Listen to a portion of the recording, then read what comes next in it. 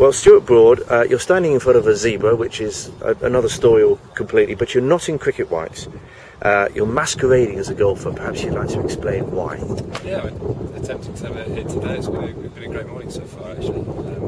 Amazing opportunity to come in and have a lesson from Charles and pick up some useful tips. And probably the main thing I've picked up is about just the tempo and to relax into your swing and really time it. It's a bit like bowling, actually. If you try and run quickly and bowl quickly, it doesn't come out quickly. If you try and hit it far, it doesn't go very far.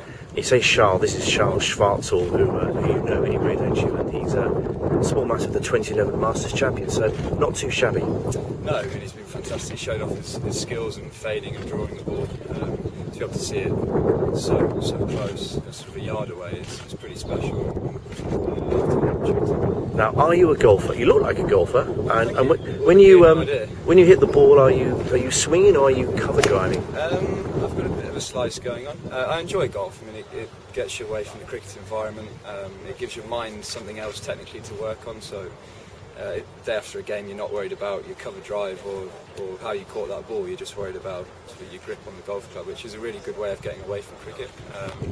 So that's why it's perfect today, coming along here with Investec to have a lesson of golf and hopefully improve my golf. Well, you mentioned getting away from cricket. It was only yesterday that you wrapped up the first test against the West Indies. And as test matches go, personally, did it go too badly, did it? Yeah, obviously delighted. The most important thing was to start the tournament with a win. The West Indies was going to be a tough side, we know that. I think they got written off by a couple of the media, but never really got a change. So it was great to come out with a victory and start the season well. Trent Bridge will be a huge test for us. We know the first hour at Trent Bridge can be vital. The game can move quickly at Nottingham, and it's important that we come out on top of that first hour. Now, you've been thoroughly modest, of course. I did allude to the fact that you had a half-decent game yourself.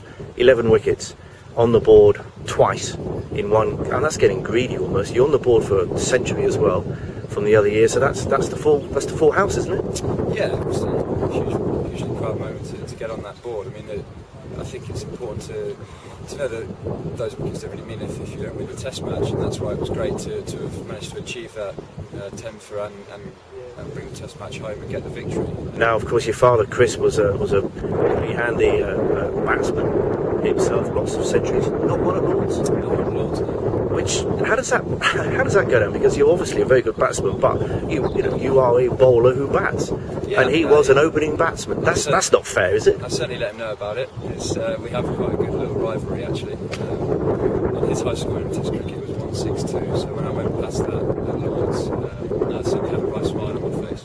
Were you actually aware at the time? The umpire mentioned it to me. Yeah. Did he really? Okay, now talk us through Saturday then, because it should be, or it will be, day 2 of the second test against the West Indies. 3 p.m. Twickenham. Leicester Tigers play Harlequins in the Premiership final. So, how's this going to work?